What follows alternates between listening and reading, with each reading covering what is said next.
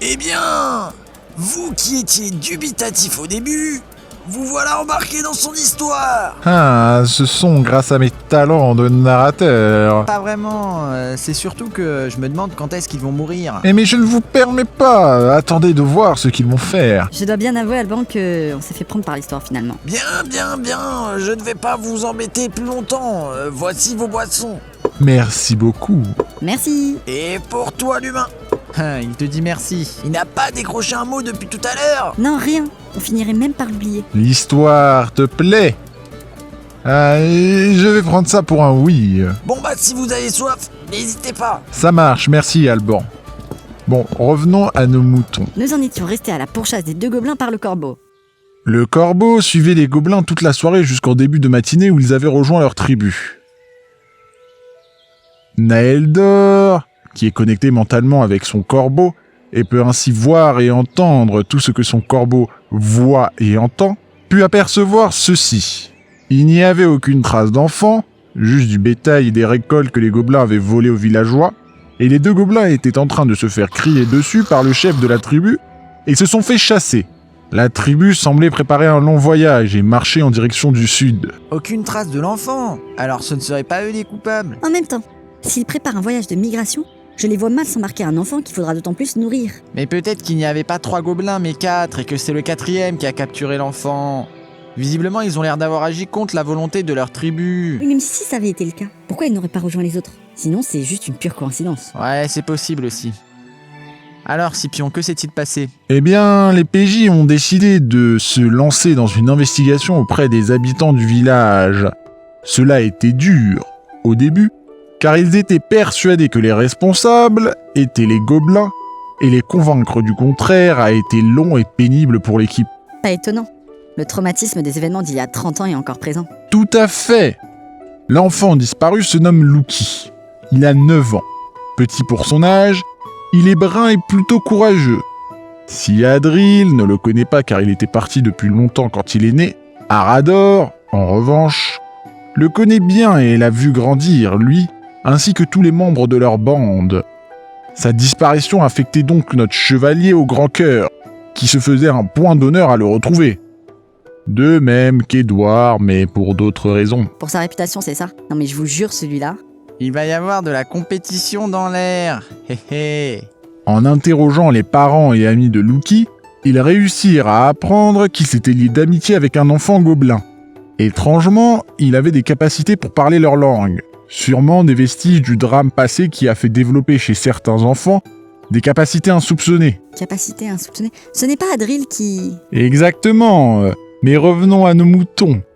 Finalement, c'est Kairine, un enfant muet, mais qui a l'habitude d'espionner tout le monde, qui emmena les PJ jusqu'à l'endroit où Luki avait l'habitude de voir l'enfant gobelin. Sur le trajet, ils s'arrêtèrent devant la maison de Karoum, afin de voir si le prêtre nain était là. Et à leur grande surprise, ils tombèrent sur Maëla qui sortait de chez lui. Tiens, mais que fait-elle là? Adril va être content. Après de chaleureuses retrouvailles avec Adril, Maëla leur demanda s'ils ne connaissaient pas un superbe chevalier elfe porteur d'un gant de lumière. C'est à cause de ce rêve étrange qu'elle était venue chercher conseil auprès de Karoum. Et à la place, c'était sur eux qu'elle tombait. Elle évoquera alors que c'était certainement le destin. Puis, pressée par diverses affaires, elle repartit aussitôt, sans même laisser le temps au PJ de placer un mot. Elle fit alors une incantation sur la porte de Karoum afin de protéger sa maison, dit au revoir à notre groupe de héros, serra Adril dans ses bras en l'enjoignant de faire attention à lui, avant de partir en un claquement de doigts. Voilà qui est étrange quand même. Elle est la 2e personne à parler de destin à leur sujet. Et cette histoire de chevalier elfe porteur d'un gant de lumière. Le mystère s'épaissit. Kairine les emmena dans une carrière composée de 2 secteurs. Le premier permet d'extraire une belle pierre blanche, et le second, bien plus modeste, une pierre noire. Kairine leur indiqua alors le secteur de pierre noire, beaucoup plus étroit, une simple veine dans la falaise, où l'on pouvait discerner une faille par laquelle entrer. Le passage rectiligne s'enfonçait dans les ténèbres les plus absolues, comme la lame d'une épée de géant. Il descendait fortement et s'élargissait progressivement, tandis que le plafond culminait rapidement à plus de 10 mètres de hauteur. Devant eux, un énorme éboulement bouchait en partie la faille qu'ils suivaient. Les rochers empilés étaient de couleur blanche et provenaient d'une vaste caverne qui s'était écroulée de part et d'autre de la faille. Ils décidèrent de continuer en face, là où la faille se poursuivait dans les ténèbres. Ils arrivèrent finalement tout au fond, la faille de roches noires s'était rétrécie de plus en plus, et ils peinèrent à se faufiler. Elle donnait accès à une grotte. Ils entendirent alors une petite voix crier faiblement « Va-t'en, sale bête !» C'étaient les deux enfants, Lucky et le gobelin. Arador se précipita à leur chevet, tout comme Édouard qui s'empressa de se présenter. Mais vraiment, que va-t-on faire de lui? Attendez 2 secondes là, mais pourquoi les enfants disaient « Va-t'en, sale bête » Tiens, c'est vrai ça. Je n'aime pas quand il rit comme ça. Naeldor sentit une immense présence derrière lui. Lorsqu'il se retourna, il vit alors face à lui un Ankeg. Oh mon dieu! Lorindé, c'est quoi cette chose? Ce sont des horribles créatures souterraines qui ressemblent au croisement d'un crustacé et d'un insecte géant. La bête mesurait 3 mètres de haut. Son corps était muni d'une épaisse carapace de chitine et de 6 pattes. Sa tête, quant à elle, était pourvue de 2 énormes mandibules. Ce mastodonte de 400 kg se tenait devant Naeldor, prêt à le dévorer d'un seul coup. Oh merde, pas lui, il a très peu de vie et sa défense sera à peine suffisante. Il envisagea de fuir, mais sachant qu'il y avait derrière lui les 2 enfants blessés, il décida de faire face à cette monstruosité, prêt à encaisser son premier coup. On pourra lui reprocher tout ce qu'on veut, il n'en reste pas moins courageux. Ouais, puis faut voir le bon côté des choses. Au moins, Édouard sera surmotivé à découper la bête. Oh, arrêtez avec ça, ce n'est pas parce que c'est arrivé une fois Plutôt 2. que ça va se répéter à chaque fois. Édouard, voyant que Naeldor était en danger, dégaina sa pétoire et fit un excellent tir dans la tête de Lankeg. Et voilà la 3e. Si sa carapace lui a permis d'encaisser le coup, la bête fut néanmoins désorientée et grandement affaiblie. Son attention se porta alors sur Édouard. De sa bouche sortit un puissant jet d'acide, une attaque réflexe en réponse à celle de l'arquebusier, qui n'eut pas eu le temps de l'esquiver. La violence de l'attaque le plongea dans le coma. Quoi? Ça perd l'hypopète, ce n'est pas possible. Cet insecte géant est super dangereux en fait. Face à l'urgence de la situation, Adril se précipita pour essayer de réveiller Édouard, tandis qu'Arador vint prendre la place de Naeldor en première ligne. Il essaya de porter un coup d'épée à la bête, mais l'une de ses mandibules bloqua la lame. Arador est le seul capable de vaincre cette bête maintenant. Alors que Naeldor et Adril étaient avec Édouard, un combat titanesque s'était engagé entre Arador et la monstruosité. Alors que son épée était coincée dans l'une de ses mandibules, elle profita de l'ouverture pour le frapper avec l'autre au niveau des côtes du chevalier, le projetant contre l'une des parois de la grotte.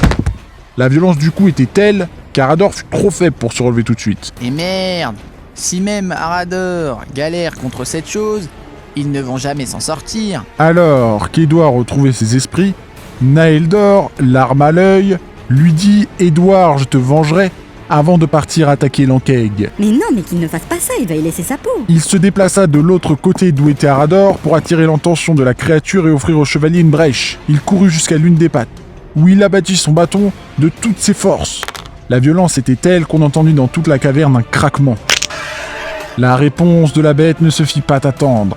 Elle envoya valdinguer le petit elfe sur une paroi. Sa tête heurta le mur et il tomba dans l'inconscient. Ah putain, pour une fois qu'il réussissait un truc, faut qu'il tombe dans le coma, c'est pas possible. Arador tenta alors de profiter de la brèche créée par son ami, mais le bruit de son armure attira l'attention de la créature qui le repoussa de plus belle. Adril, face à l'urgence de la situation, banda toute son énergie maléfique afin de jeter un sort de peur. Alors que son incantation fut réussie, il se heurta à l'esprit monumental de la créature, tombant à genoux suite à ce combat spirituel des plus violents. Ce n'est pas vrai, ils vont tous y passer. C'est vrai, le désespoir était de mise. Jusqu'à ce que... Naeldor, je te vengerai. C'est ainsi qu'Édouard, s'il n'avait pas franchi la carapace de la bête sur son précédent tir, avait en tout cas créé une brèche. Et c'est là où sa balle partit se loger. La carcasse s'écroula au sol dans un immense vacarme. Rendant la grotte encore plus fragile, ni une ni deux, les héros la quittèrent, Arador ayant pris Naeldor sous le bras. Naeldor est décidément bien le leitmotiv d'Édouard. Ouais, même si il faut bien avouer que pour ce combat, il a bien répondu présent. On lui doit des excuses, Orende. Oui, c'est vrai, je fais mon mea culpa. Mais comment ils ont fait pour se retrouver là, les deux gamins? Lucky explique que lui et Mox, l'enfant gobelin, avaient voulu fuir ensemble car la tribu de Mox migrait vers le sud. Oui, c'est ce que le corbeau de Naeldor avait vu. Mais pourquoi faisait-elle ça? Mox a expliqué au PJ que sa tribu s'est fait attaquer par une autre plus violente.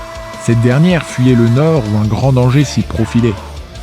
La tribu de Mox n'eut donc d'autre choix que de fuir après leur défaite contre la tribu venue du nord. C'est pour cela qu'elle partit voler des prévisions au village, c'était pour leur trajet. Mais il était interdit de rentrer à l'intérieur, sous peine d'être banni de la tribu. Ce qui fut le cas de nos deux voleurs de friandises. Et de quelle tribu venaient les gobelins qui ont attaqué le temple? Ils venaient de la tribu du nord. Mox et Lucky, ayant appris de cette mauvaise expérience, se séparèrent après une franche accolade, se souhaitant le meilleur et de se revoir un jour. C'est bien étrange cette volonté de vouloir fuir le nord. Que se passe-t-il là-bas pour qu'une tribu entière de gobelins soit effrayée? Et y a-t-il un lien avec le destin des aventuriers qui a été évoqué par la voyante et Maëla? Sans oublier ce chevalier elfe porteur d'un gant de lumière. Décidément, beaucoup de questions et peu de réponses. Et maintenant que cette première aventure est finie, nos amis peuvent enfin gagner un niveau. Ah, Naeldor va enfin devenir plus fort et plus rien ne pourra l'arrêter.